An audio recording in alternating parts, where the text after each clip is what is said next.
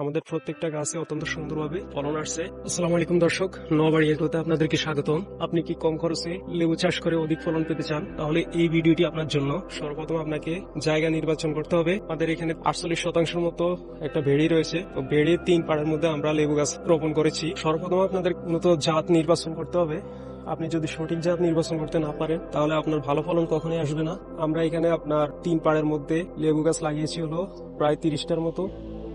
30টার মধ্যে আপনার 15টা হচ্ছে চায়না থিরি এবং 15টা হচ্ছে এলাচি লেবু। আমাদের গাছগুলোতে 12 মাসে আপনার ভালো ফলন আসে। তো দর্শক, সর্বপ্রথম আমরা একটি থেকে আরেকটি চারা দূরত্ব রেখেছিলাম 12 ফিট। আমরা 1 ফিট বাই 1 ফিট গর্ত করেছিলাম। গর্ত করার পরে ওখানে আমরা গোবর হাঁস দিয়েছি প্রতি গর্তে 10 কেজি, ইউরিয়া দিয়েছিলাম প্রতি গর্তে 200 গ্রাম করে, টিএসপি দিয়েছিলাম 200 গ্রাম করে, ড্যাপ দিয়েছিলাম 200 গ্রাম করে এবং এমওপি দিয়েছিলাম 150 গ্রাম করে, জিঙ্ক বোরন এগুলো দিয়েছিলাম 100 গ্রাম করে, জিপসাম দিয়েছিলাম 200 গ্রাম করে। তারপর আমরা এগুলো মাটির সাথে ভালোভাবে মিশিয়ে এগুলাকে রেখে দিয়েছিলাম প্রায় 10 দিনের মতো। তারপর এখানে আমরা অনলাইনে অর্ডার দিয়ে চারা আনছিলাম। আনার পরে এগুলো আমরা রোপণ করেছিলাম ওখানে।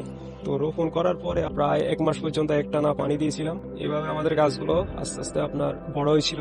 আমাদের এই গাছগুলো আপনারা দেখেন আজ থেকে প্রায় 3 বছর আগে লাগানো হয়েছে। তো আমরা এখানে প্রতি বছর আপনার 2 বার সার দেই, 2 বার কাটিং করি। তো কাটিং করার নিয়ম হচ্ছে আপনার গাছের গোড়া থেকে যে অপ্রয়োজনীয় শুকনা এবং যেগুলোতে আপনার ফল আসার সম্ভাবনা নেই এগুলো কেটে ফেলি। কাটিং করার পরে গাছের গোড়া ভালোভাবে পরিষ্কার করে আমরা 1.5 ফিট দূরত্বে গোল করে সার দেই। প্রতি 6 মাস অন্তর অন্তর আমরা সার দিই হচ্ছে ইউরিয়া 200 গ্রাম, টিএসপি 200 গ্রাম, ড্যাপ দিয়ে হচ্ছে 200 গ্রাম, এমওপি দিয়ে 150 গ্রাম এবং জিপসাম দিয়ে হচ্ছে 100 গ্রাম করে, জিঙ্ক বোরন এগুলো দিয়ে 100 গ্রাম দেওয়ার পরে আপনার মাটির সাথে ভালোভাবে মিশিয়ে দিই এবং পরে পানি দিয়ে দিই। এই হচ্ছে আমাদের পরিচর্যা। তো এইভাবে প্রতি 6 মাসে একবার পরিচর্যা করা হয়। দেখেন আমাদের গাছগুলোতে কত সুন্দর আল্লাহর রহমতে ফলন আসছে। আমাদের গাছগুলোতে রোগ প্রতিরোধ করার জন্য আমরা প্রতি 3 মাস অন্তর অন্তর ছত্রাকনাশক দেই এবং পাতা মোড়কের যে সমস্যাটা হয় ওইটার জন্য আমরা প্রয়োজনীয় ওষুধ দিই। এই হচ্ছে আমাদের পরিচর্যা। তো আপনি চাইলে কম খরচে এই নিয়মে আপনি লেবু গাছের চারা রোপণ করে আপনি ভালো ফলন পেতে পারেন। তো সবাই আমাদের নোয়াবাড়ি এগ্রোর জন্য দোয়া করবেন। পরবর্তী ভিডিওতে আপনাদেরকে জানিয়ে দেওয়া হবে